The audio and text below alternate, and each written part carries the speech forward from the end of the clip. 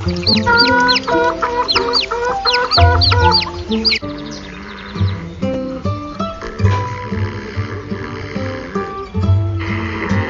းရေဈေးသွားဖို့ပြင်တော့ကွယ်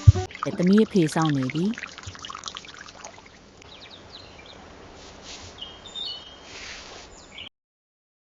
သမီးရေမပြီးသေးဘူးလားဖေဖေအစင်သင့်ဖြစ်နေပြီ